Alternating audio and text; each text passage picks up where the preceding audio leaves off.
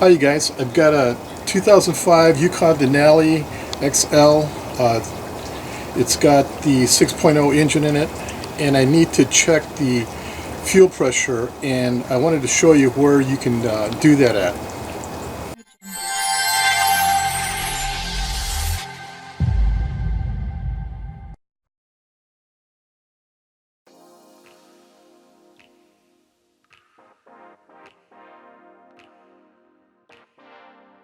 Hi you guys, welcome back. And if you're new to my channel, I would like to take the time out to say welcome and hope to see you again and again. The reason why I wanted to check my fuel pressure is I was out in the freeway. When I went to accelerate to pass a car, all of a sudden the engine started choking a little bit. Well, I just got this Yukon, and when I got it, it was running really good. Until that day when I started to pass a car, I noticed it started choking. So since I got the car and didn't know if the car needed a tune-up, I went ahead and gave it a tune-up.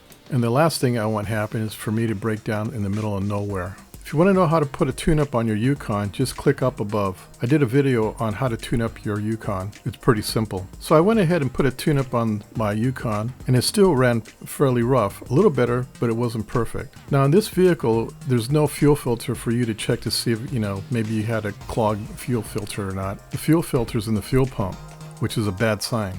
So the next thing I needed to do was to check the fuel pressure. So I went ahead and made a video to show you where to connect your fuel gauge. If you have fuel pressure, that means your fuel pump is working and your fuel filter isn't clogged. Like I said, the fuel filter is connected to the fuel pump and it's inside your gas tank. If you do have fuel pressure, then you have some other issues. But this video is just to show you how to connect the fuel gauge to your fuel rail.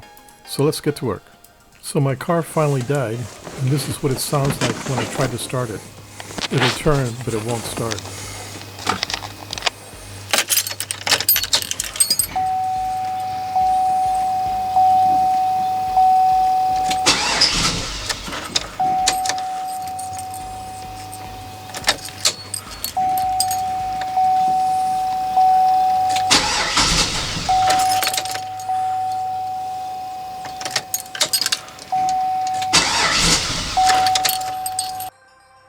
So the first thing we're going to do is we're going to take off these three covers. There's one on the driver's side, one on the passenger side, and one over on the center. It's held down by 8mm screws.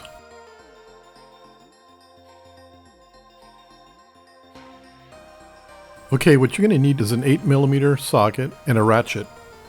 Once you remove the bolt, take the top cover off and the passenger side cover off. Then what you're going to do is look for this line right here where the red arrow's at.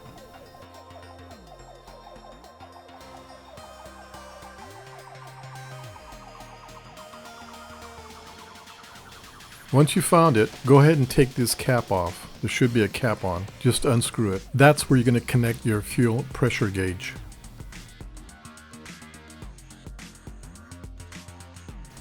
Next, you're going to turn your engine on, and you're going to see what pressure you have. You should have about 60 pounds, plus or minus 5 pounds.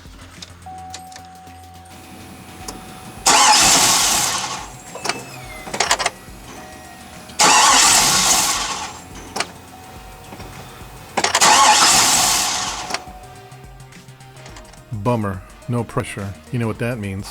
I need to replace my fuel pump. Dang. Oh well, it looks like I'm going to be making another YouTube video. So, I'm pretty sure it's the fuel pump. So, stay tuned. There's going to be another video on how to change out the fuel pump out of this thing. And yeah, it looks like I got to drop the tank. We'll see you in my next video.